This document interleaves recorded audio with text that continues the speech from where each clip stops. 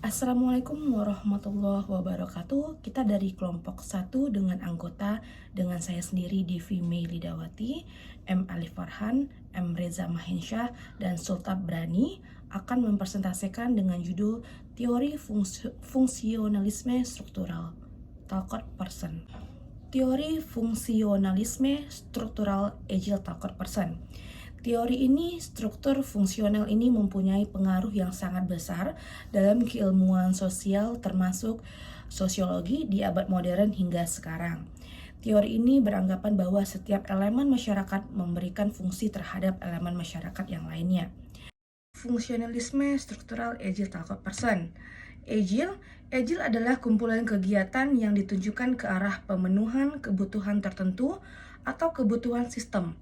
Kebutuhan sistem adalah tindakan yang melaksanakan fungsi adaptasi dengan menyesuaikan diri dengan mengubah lingkungan eksternal.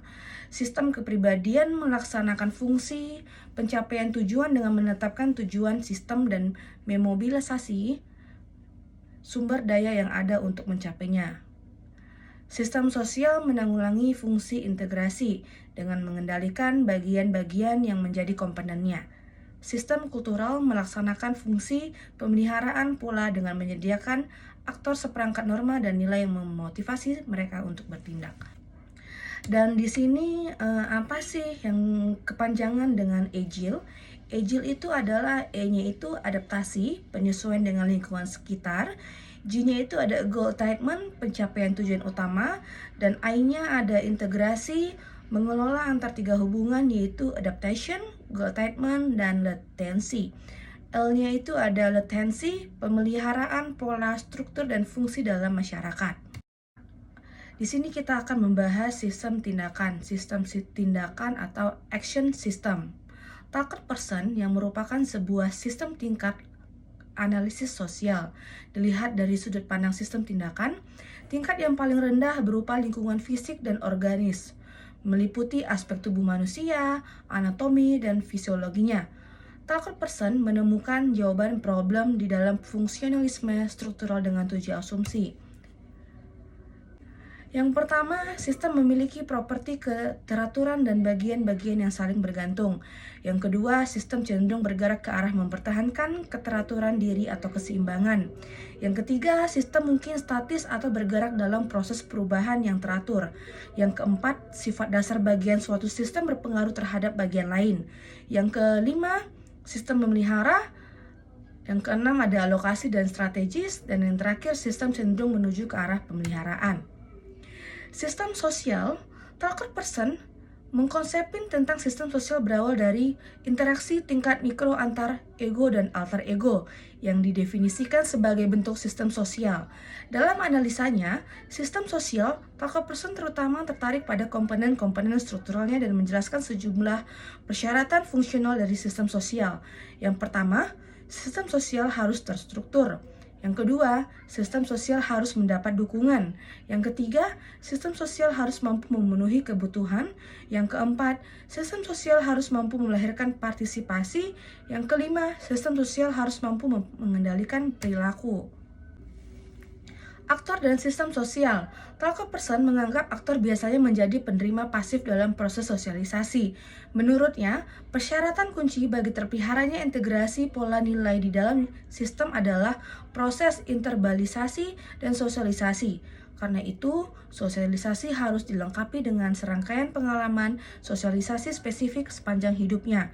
Tetapi, menurut Person, pengendalian sosial adalah pertahanan lapis kedua. Sebuah sistem berjalan dengan baik bila mengendalikan sosial hanya digunakan dengan hemat.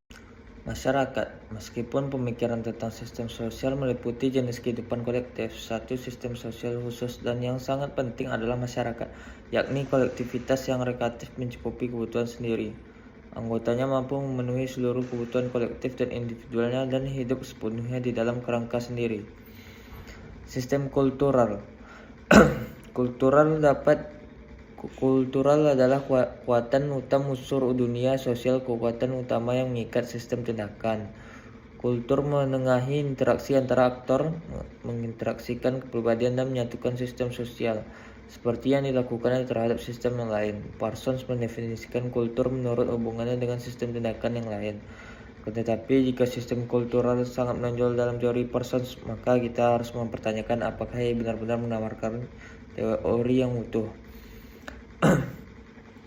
Sistem kepribadian tak hanya dikontrol oleh sistem kultural, tetapi juga oleh sistem sosial. Personalitas didefinisikan sebagai sistem orientasi dan motivasi tindakan aktor individual terorganisasi. Komponen dasar yang tak adalah disposisi kebutuhan, karenanya didefinisikan sebagai kecenderungan yang sama ketika kecenderungan itu bukan bawaan, tetapi diperoleh melalui proses aksi itu sendiri.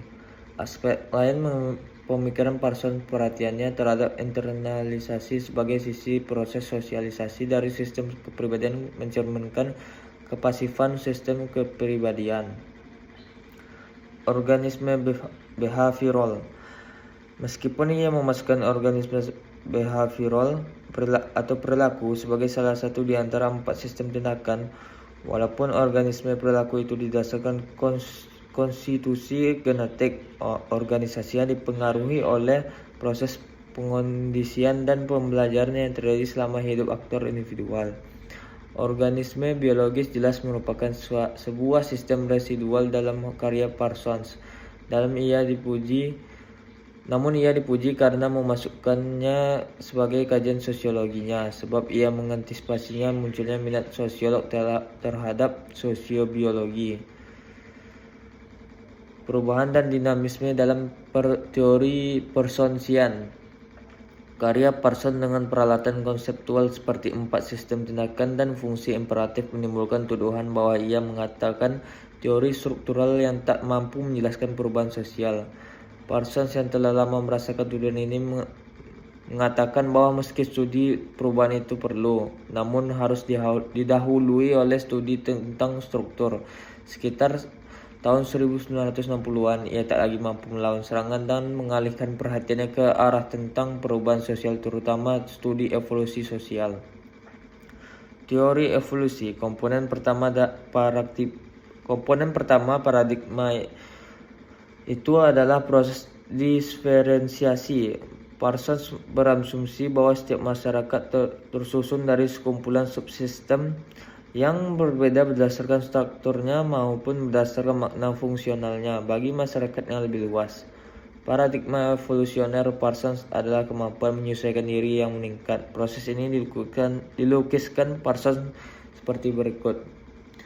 Karena proses diferensiasi yang menghasilkan sistem yang makin berkembang dan seimbang, setiap struktur yang baru saja diferensiasi tentu mempunyai kapasitas menyesuaikan diri yang meningkat untuk melaksanakan fungsi utamanya jika dibandingkan dengan pelaksanaan fungsi oleh struktural yang lebih menyebar sebelumnya. Proses ini dapat kita sebut sebagai aspek peningkatan kemampuan menyesuaikan diri dari lingkungan evolusioner. Baik, sekian dari presentasi kelompok kami. Lebih dan kurang mohon maaf. Wassalamualaikum warahmatullahi wabarakatuh.